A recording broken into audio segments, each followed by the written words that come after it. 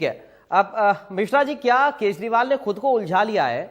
एक के बाद एक समन, दूसरा समन, फिर तीसरा, 9 समन भेज दिए। कभी विपස්සना की बात आ रही तो कभी सब चुनाव प्रचार करना है उनको, चुनाव नजदीक आ रहे हैं, चुनाव में व्यस्त हैं, ये तमाम सारी चीजें वो कहते रहे। क्या उन्होंने खुद को और उलझा लिया है? शुरुआत में ही पहले समन पर अगर चले जाते, ईडी की पूछताछ का जवाब दे देते तो शायद इस तरीके की नौबत ना आती।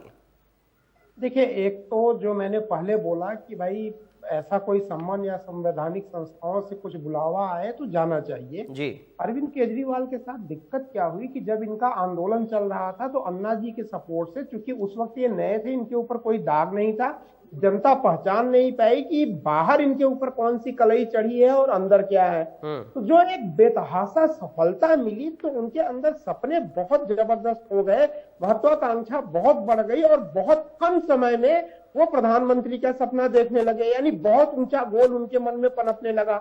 और इसी कारण उन्होंने सबसे पहले फेज में पार्टी के अंदर जो उनके कॉम्पिटिटर थे, कुमार विश्वास वगैरह, जिन लोगों ने जो पिलर थे जिन्होंने खड़ा किया था, उनको हटाया कि ताकि उनका कंपटीशन किसी से न रहे।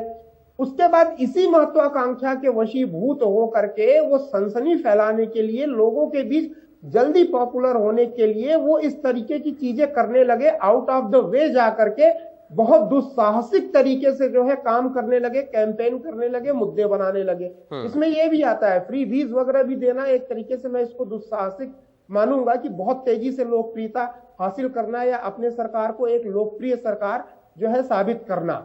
इन्होंने ही राज्यसभा में अपने जो है विधानसभा में कुर्सी ठोक के, मेज ठोक के बोला था कि दिल्ली के मालिक हम हैं। वो वीडियो क्लिपिंग उठाएंगे तो दम्भ दिखता है। आज तक इतिहास में किसी नेता ने ऐसा नहीं बोला, किसी प्राइम मिनिस्टर ने नहीं बोला कि देश के मालिक हम है या इस प्रदेश के मालिक हम है, इवन चाहे लालू हो चाहे कोई भी हो।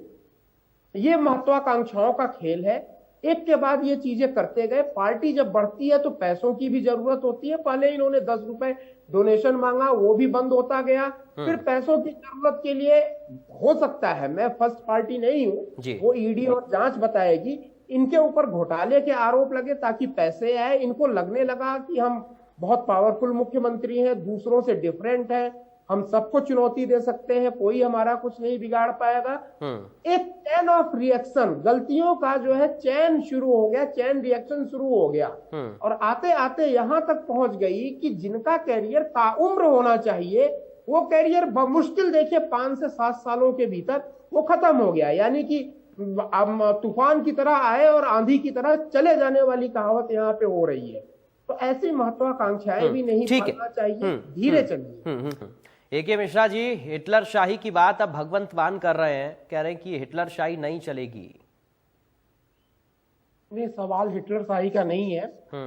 सवाल ये है कि देखिए, ईडी वगैरह, सीबीआई या सुप्रीम कोर्ट जो स्वायत्त संस्थाएं हैं जी, वो अपना काम कर रही हैं। वो तो अब भगवंत मान से पूछा जाए कि कौन कर रहा है, बीजेपी पार्टी कर रही है, भारत सरकार कर रही है, ईडी कर, बोले ना ये कि सुप्रीम कोर्ट कर रही है हिटलरशाही, या कोर्ट कर रही है, लोअर कोर्ट कर रही है, या ईडी कर रही है, तो पार्टियों को दोष देने की बात नहीं है। इतने बार आपको निमंत्रण गया, न्योता गया, अब आपको क्या बोले, ना आप गए ना आपके कोई रिप्रेजेंटेटिव गए। इनकी सबसे बड़ी कमी जो मुझे लगती है, जो एक बिहेवियर होना चाहिए ना जब आप पॉलिटिक्स में है, कि आपको समन भेजा जा रहा है, आप उल्टा क्वेश्चन कर रहे हैं, आप उल्टा कोर्ट से गारंटी मांग रहे हैं, क्वेश्चन कर रहे हैं, भाई मुझे गारंटी दो। मतलब कोर्ट के ऊपर भी धौंस आप दिखा रहे हैं। ईडी को भी आपने क्वेश्चन पूछा कि भाई आपने किस हैसियत से बुलाया है, किस लिए बुलाया है।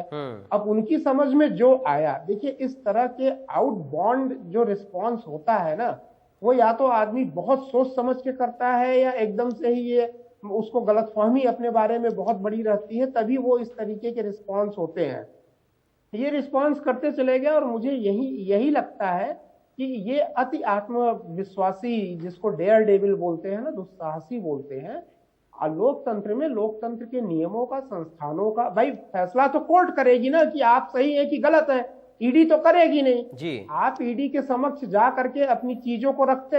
इसमें एक बड़ी इंपॉर्टेंट चीज आ रही है कि भाई ये लोग बोल रहे हैं कि कोर्ट से हम सीएम रहेंगे और कोर्ट से हम सरकार चलाएंगे, लेकिन मुझे लगता है कि इसमें भी एक संवैधानिक पेच वगैरह या कानूनी पेच आ जाएगा, जो कि एलजी की तरफ से लिया जा सकता है जी। कि भाई पास्ट में आपने मुख्यमंत्री का तो कोई काम किया नहीं, किसी फाइल पे आपने साइन किया नहीं, तो आपके पास फाइलें क्यों जानी चाहिए? जी। आपके पास सरकार का कोई नुमाइंदा क्यों जाना चाहिए? हाँ, चलिए आप मुख्यमंत्री हैं, विधायक दल के नेता ने मुख्यमंत्री आपको चुना है, तो आप मुख्यमंत्री बन के जेल में बैठे रहिए, ना आपको साइन करना है, ना कोई काम करना है, और जेल में रहने के बाद भाषण ओसड़ और फोन ऑन करने की भी फैसिलिटी ऑटोमेटिकली नहीं मिलेगी। तो मुझे लगता है कि ये मुसीबत तब अपने पैर पे कुल्हाड़ी तो नहीं, इन्होंने अपने जगलर वेन अपने गले पे, अपने सर पे कुल्हाड़ी मार ली है, और लड़ना इनके लिए बड़ा मुश्किल हो जाएगा। यानी आप कह रहे हैं कि वो जो साइन ना करने वाला दांव है वो केजरीवाल पर उल्टा पड़ सकता है? अब